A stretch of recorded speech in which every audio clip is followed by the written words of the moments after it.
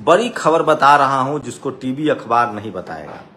आप रोज खबरें पढ़ रहे हैं। पिछले 1 महीने से 2 महीने से जब से इंडिया गठबंधन बना है, मैं टीवी अखबार का छात्र हूं तो टीवी अखबार के बारे में बता रहा हूं। रोज खबरें दिखाई जाती है कि गठबंधन में टूट है, गठबंधन फूट गया, गठबंधन में नीतीश नाराज है, केजरीवाल नाराज है, कांग्रेस नाराज है। हो भी सकता है, लेकिन सोचिए इस खबर को ही क्यों दिखाया जाता है। अब बीजेपी की 2-3 खबरें बता रहा हूं। आज ज्योतिरादित्य सिंधिया के एक बहुत करीबी नेता बीजेपी में से छोड़कर कांग्रेस में ज्वाइन कर गए। 1000 गाड़ियों का काफिला था। वसुंधरा राजे राजस्थान में नाराज है।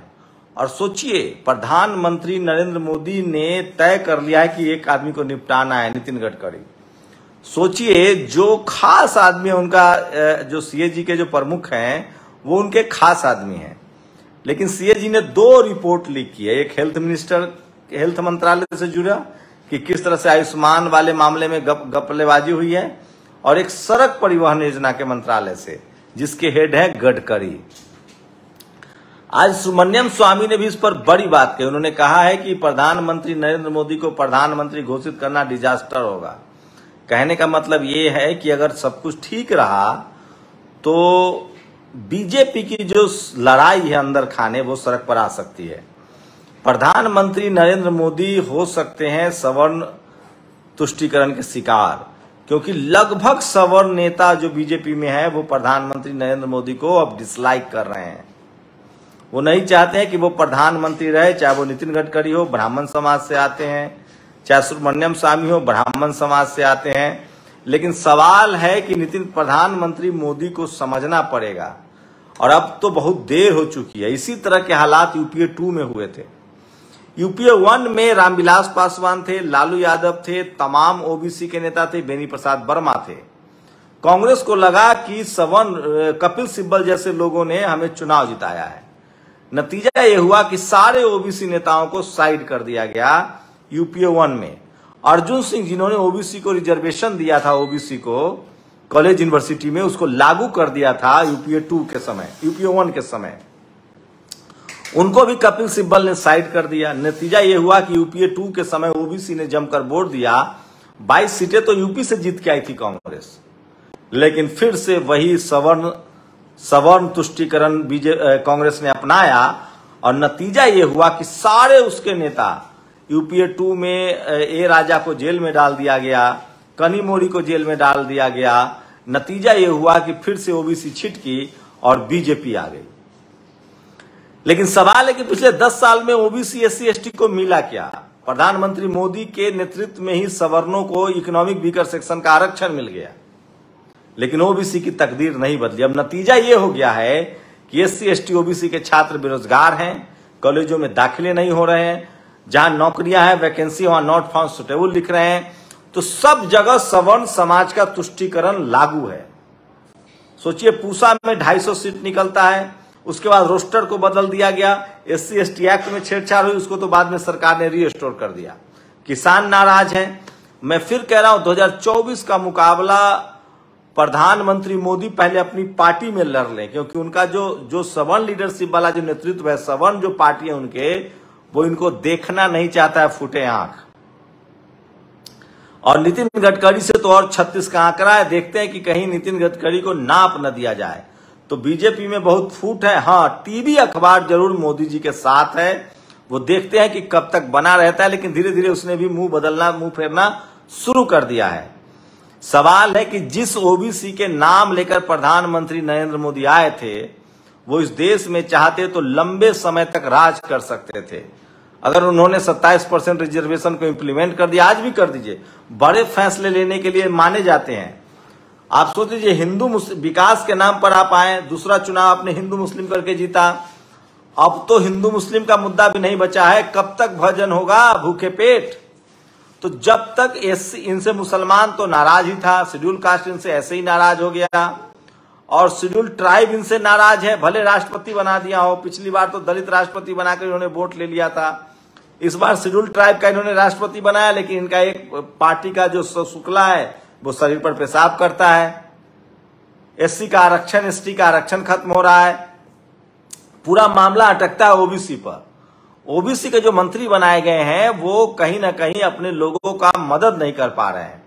सारे यूनिवर्सिटी में जो पोस्टिंग हो रही है उसमें SC ST OBC को नॉट फाउंड सुटेबल कहा जा रहा है। तो जो सवर्ण समाज का तुष्टीकरण हो रहा है, जो सवर्णों की नौकरियों में बोलबाला है, एक तो प्राइवेट कंपनियां बेची जा रही, तो यह RSS के इशारे पर अगर नरेंद्र मोदी काम करेंगे तो बहुत संभव है कि ओबीसी उनको इस बार वोट न दे। और जब तक अगर वो सचमुच पिछड़ों का वोट चाहते हैं तो जाति जनगणना करवाएं। जाति जनगणना नहीं करवाएंगे तो और देर हो जाएगी। मैं इसलिए कह रहा हूं नरेंद्र मोदी के लिए अभी भी 6 महीने का समय है। वो चाहे तो 25% वोट टर्नओवर कर सकते हैं ओबीसी का, क्योंकि कांग्रेस के बूते की बात नहीं है। कांग्रेस का फिर से वो ब्राह्मणवाद शुरू हो गया है, मनुवाद शुरू हो गया, उसका एटीट्यूड सामने आ गया है। अगर चाहते हैं कि मोदी जी को हराना है तो किसी दलित पिछड़े को ही आगे लाना पड़ेगा, तभी जाकर ओबीसी वोट टूटेगा। नरेंद्र मोदी ओबीसी वोटों के सहारे हैं, लेकिन लग रहा है कि उनकी ही पार्टी में जो ब्राह्मण लॉबी है वो जमकर खड़ा है। किरण रिजिजू को उन्होंने जिस तरह से रहा, मोदी जी 2-3 काम कर दे अगर उनको सत्ता में रहना है तो। अगर वो RSS का एजेंडा चला रहे हैं तो उनसे संभव नहीं है। अगर वो सवर्ण तुष्टीकरण के पक्षधर है तो संभव नहीं है। अगर नरेंद्र मोदी, मैं फिर कह रहा हूं, इंडिया गठबंधन को भी हराया जा सकता है, लेकिन शर्त बहुत आसान है। नरेंद्र मोदी जाति जनगणना करा दें, सरकारी कंपनियों, निजी कंपनियों का राष्ट्रीयकरण करें, SC ST OBC का रिजर्वेशन इंप्लीमेंट करें। 27, क्योंकि वो चुनाव लड़ने जितने, अगर उनको जीतना है तो 27% रिजर्वेशन का कोटा 54% करें। और सबसे बड़ा फैसला जो उनका एक ट्राइबल मंत्री कह रहा था, किरण रिजिजू, अगर वो कॉलेजियम सिस्टम को खत्म करते और हाई कोर्ट सुप्रीम कोर्ट में SC ST OBC के जजों की भर्ती के जो रास्ते हैं वो खोलते हैं, तो यकीन मानिए वो दोबारा भी चुनाव जीत सकते हैं। लेकिन उनको बहुसंख्यक आबादी SC ST OBC किसानों के पक्ष में फैसले लेने होंगे, और ये लगता है कि RSS नहीं होने देगा। जो सवर्ण लॉबी है वो होने नहीं देगा, और नहीं होने देगा तो जिस तरह से कांग्रेस को ओबीसी ने सत्ता से बाहर किया था, प्रधानमंत्री नरेंद्र मोदी के भी रास्ते मुश्किल हो सकते हैं। क्योंकि लालू यादव, नीतीश कुमार, अखिलेश यादव, स्टालिन, ये सब ओबीसी चेहरे हैं, समझ लीजिए, और बड़े चेहरे हैं। उसके बाद झारखंड के जो मुख्यमंत्री हैं वो ट्राइबल हैं। तो इनको सबसे बड़ा चैलेंज यहां से मिल रहा है। लालू यादव को जेल में डाल के और गलती होगी, बहुत बड़ी गलती होगी। और गलती से अगर मायावती और चंद्रशेखर इंडिया गठबंधन में आ गए तो फिर तो बीजेपी का सुपरा साफ होना तय है। आप लोगों को क्या लगता है, क्या ओबीसी को अनदेखी करके क्या SC ST OBC धर्म के नाम पर अब भी वोट देगा, या बेरोजगारी, रोजगार, नौकरी, कंपनियां, ये सब उनके लिए बड़ा मुद्दा हो गया है? मैंने तो बचपन से सुना है कि भूखे पेट भजन नहीं होता है। आप लोग की प्रतिक्रिया बहुत जरूरी है। आप लोग को क्या लगता है कि क्या SC ST OBC के वोट, जो कि 90% के लगभग है, अल्पसंख्यक समाज का वोट मिला के, क्या इसको दरकिनार करके कोई इस देश में सरकार बना सकती है, कोई भी पार्टी? तो सबसे बड़ा सवाल है ये, प्रधानमंत्री नरेंद्र मोदी क्या 2024 में सत्ता बचा पाएंगे? अगर आपकी प्रतिक्रिया क्या है, हमें प्रतिक्रिया दीजिए, अपना कमेंट जरूर बताइए। और मुझे लगता है कि अब बहुत देर हो चुकी है। न तो जाति जनगणना का उन्होंने कराने का फैसला किया, उसको इनकार कर दिया, न उन्होंने कॉलेजियम सिस्टम खत्म किया है। तो ओबीसी को फिलहाल कुछ नहीं मिला है। नौकरियां खत्म हो रही है, सवर्ण समाज का दबदबा बढ़ता जा रहा है। SC ST OBC के साथ लगातार पावर सेंटर्स में अनदेखी हो रही है। सवाल है कि बजरंग दल से लेकर राम मंदिर तक हिंदू एजेंडे को आगे बढ़ाने वाला पिछड़ा, बैकवर्ड ओबीसी, जब तक उसके पेट पर अब लात पड़ने लगी है, तो क्या वो पेट पर लात सह के भी झंडा उठाता रहेगा? आपकी प्रतिक्रिया बहुत जरूरी है। फिलहाल प्रधानमंत्री के एक ब्राह्मण सलाहकार ने, विवेक देवराय ने ये कोशिश की थी कि भैया हम आरक्षण की माफ कीजिएगा, संविधान की समीक्षा करना चाहते हैं, संविधान बदल दिया जाए। जैसे RSS प्रमुख जो ब्राह्मण समाज से आते हैं, उन्होंने बिहार चुनाव में कहा था कि हम आरक्षण की समीक्षा होनी चाहिए। उसके बाद बिहार में चुनाव हार गई थी बीजेपी। अब क्या विवेक देवराय प्रधानमंत्री को चुनाव हरवाने की साजिश रच रहे हैं? सुब्रमण्यम स्वामी हो, नितिन गडकरी हो या देवराय हो, ये सब ब्राह्मण समाज से इनकी बातों से तो लगता है कि ये किसी कीमत पर मोदी जी को बर्दाश्त करने के मूड में नहीं है। वही Modi ji SC ST OBC के लिए कुछ कर नहीं पाए कंक्रीट।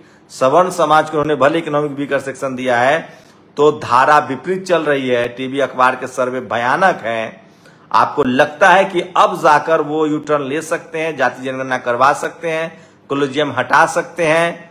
और सबसे बड़ा सवाल, क्या वो ओबीसी का 27% रिजर्वेशन हर राज्य में मुमकिन करा सकते हैं? अगर सत्ता में बने रहना है तो ये करना होगा, नहीं तो शायद बहुत देर हो जाएगी। आप लोग अपनी प्रतिक्रिया जरूर दीजिए। शुक्रिया। नेशनल दस्तक की आपसे गुजारिश है कि अगर इसको बचाना चाहते हैं तो नेशनल दस्तक को सब्सक्राइब करने के लिए रेड कलर के सब्सक्राइब बटन को दबाएं, फिर बेल आइकन की घंटी दबाएं। नेशनल दस्तक को बचाने के लिए बहुत जरूरी है कि हर खबर को शेयर करें, लाइक करें, कमेंट जरूर करें।